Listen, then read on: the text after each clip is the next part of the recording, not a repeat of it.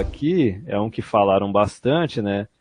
Que daí já pega aquele negócio de o cara qualquer, o Dom Sandro fez um vídeo a respeito também. É meio como se fosse um Me Too, é meio como se fosse também uma aplicação de cota aí no setor público, porque daí todo cara ele vai ter que seguir a agenda, né? Vai ter que seguir a agenda feminista e tudo mais, porque pode vir falsa acusação. A gente já tem aquele caso do Feliciano já de tempos atrás. O Witzel sanciona a lei que proíbe contratação de homens condenados pela Lei Maria da Penha. Isso daí tá pegando, ó, não poderão assumir cargos em comissão nos órgãos da administração da pública e estadual homens condenados por agressões. Só que nem o Dom Sandro falou no vídeo dele, e se numa dessas um negócio desses começa a ir pro setor privado? Daí como é que fica o negócio? A tendência é essa, né? Cada vez que criam uma lei, que propõem uma lei dessas, o pensamento do legislador, normalmente, eles são políticos, eles querem jogar para a torcida, o pensamento é, se é uma coisa que pode favorecer a mulher, vamos aprovar, eles aprovam rapidinho. Porque é bom. Ó, para marcar o Dia Internacional da Mulher, o governador do Rio sancionou uma nova lei que proíbe a contratação de homens condenados pela Lei Maria da Penha, que criminaliza a violência contra mulheres. A nova lei, de autoria da deputada enfermeira Rejane, do PCdoB, foi publicada, tal. E não teve uma outra também, que eu acho que era da OAB? Sim. Isso, o cara tem uma acusação ali na Lei Maria da Penha, o cara não pode fazer a prova da OAB, alguma coisa assim? Pode fazer o exame da ordem. Quer dizer, se a mulher quiser detonar com a carreira do cara, já tá ali, Sim, negócio faz engatilhado. Uma acusação, faz uma acusação, é muito fácil o homem ser condenado sendo mesmo inocente por uma acusação de Lei Maria da Penha, porque a justiça já vai nessa direção de inversão do ônus da prova, eliminaram a presunção de inocência, o processo corre com uma urgência, né, porque você não sabe, a mulher ela precisa ser protegida com urgência, certo? Então é muito fácil o cara ser condenado por causa disso. Os parâmetros do que se considera violência, como a gente já falou antes, o Dom Sandro mencionou isso hoje mesmo, eles estão muito ampliados. Quando essa notícia do Witzel, ou foi a da OAB, acho que foi da OAB, foi não sei qual das duas, foi partilhada por um desses jornais no Facebook, tinha um cara que comentou e disse, eu fui penalizado num concurso para a Polícia Militar, porque eu estava com uma namorada, e a gente teve uma discussão, a gente estava numa fase que a gente estava discutindo, estava tendo discussões, e eu tive uma discussão com ela, ela me xingou, eu a xinguei, o cara xingou a mulher, não sei de quê, não sei se vadia, não sei do que, e ele foi condenado. Porque o que a mulher xinga do cara não é violência, mas o cara xingando a mulher é violência. Por quê? Porque está na lei. A gente não tem uma lei de proteção à violência doméstica contra os dois, a gente tem uma lei de proteção à violência doméstica contra a mulher. Então, a mulher xingou o cara xingou a mulher, ele é criminoso, ela não é criminosa.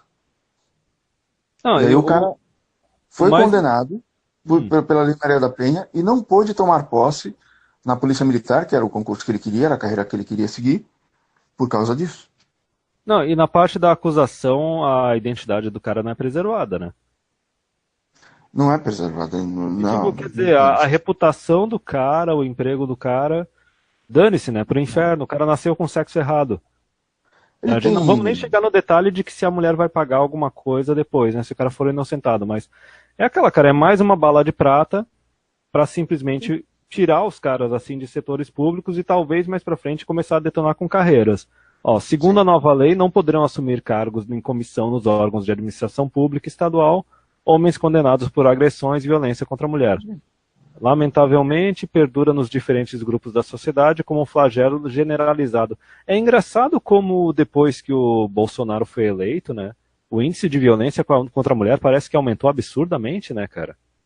Foi simplesmente uma mágica que aconteceu a partir de 1º de janeiro, que põe em perigo as suas vidas e viola os seus direitos. É necessário ampliar as medidas de combate a esse crime. Ai, cara. Ai. Quando... O Bolsonaro era deputado e ele colocou uns 500 projetos, né? E teve aquele projeto dele que ele queria castração química e tal. Sim. E um monte de feminista que era contra. Elas eram contra só para contrariar. porque não tinha sido elas, não tinha sido algum político de esquerda que tinha proposto, já que elas eram, como é que chama? Como era aquelas, qual foi aquele nome que o Lula usou? Grelo Grilo duro. duro? São as aparelhadas de feminismo esquerdista. Elas, então, como não tinha sido ninguém de esquerda que tinha proposto, elas eram contra. Só que, quando o Bolsonaro propôs isso, nós notamos, acho que nós três aqui devemos ter já notado isso naquela época, creio eu, que ele jamais falou sobre acusações falsas. Ele só falava Sim. de penalizar o homem, de ter penas mais duras contra o homem. Ele nunca falou dessa história das acusações falsas. Né? Se ele falasse, ele ia ser muito mais atacado pela imprensa ainda, né? Porque Não. iam dizer que ele é cúmplice de violência e de estupro, né? Totalmente. E o engraçado é que isso daí é mais ou menos como se fosse um Me Too Tupiniquim, né? Um Me Too BR. Só que o Brasil ele tem tanto esse negócio do funcionalismo público, do estatismo, que veja só, né, cara, aqui no Brasil esse negócio do Me Too tá chegando antes no setor público, para depois tentar chegar numa dessas no setor privado. Só que assim, é aquele detalhe, tu quer destruir a carreira de qualquer cara, já tá marcado aqui. O cara faz uma acusação, não importa se, não, mas aqui, se o cara for condenado, ele vai perder o cargo ali. Ok, cara, mas só a acusação já é uma coisa que destrói a vida do cara. Então como é que fica o negócio depois disso? Não teve esse rapaz dizendo que ele tinha sido condenado porque a mulher xingou ele xingou de volta, e era namorado, ele não era casado com ela. Eles estavam morando juntos, será ou não? Não, era namorada só. Apenas Namorado, namorada. sem estar morando na mesma casa, e o negócio da lei já foi ali também nesse caso. Exatamente. Aí você vê, se o cara tem uma condenação penal, como é que ele pode ser policial, se ele é bandido? Galera, eu acho que a trincheira do namoro já foi conquistada, tá? Só pra avisar. A do casamento já foi conquistada, a da união estável já foi conquistada, a trincheira do namoro já tá oficialmente conquistada, cara. Não tem mais segurança nessa trincheira, não. Na verdade, se você está morando na sua casa e você e a vizinha têm algum problema e isso chega na justiça, isso pode te prejudicar muito. Porque ela pode dizer que ela foi agredida verbalmente, sabe? Ou você tá dirigindo e de repente uma mulher bate no seu carro. O que é que vai acontecer quando isso chegar na justiça? Se a justiça tá tão aparelhada assim, tá mais aparelhada do que a gente vê normalmente, porque tudo corre lá em sigilo, e sabe? Então, poxa, isso não é falado, e se você falar alguma coisa que o juiz não gosta, não pode, sabe? Está falando coisas sobre a justiça e tal. Eles não comentam, eles não falam, negam, e se alguém falar, ainda pode ser penalizado injustamente, apenas porque o juiz decide que sim. Essa reinterpretação das leis. Isso aconteceu agora com o Daniel, né? Que é aquele cara da página Quem a Homotransfobia Não Matou Hoje.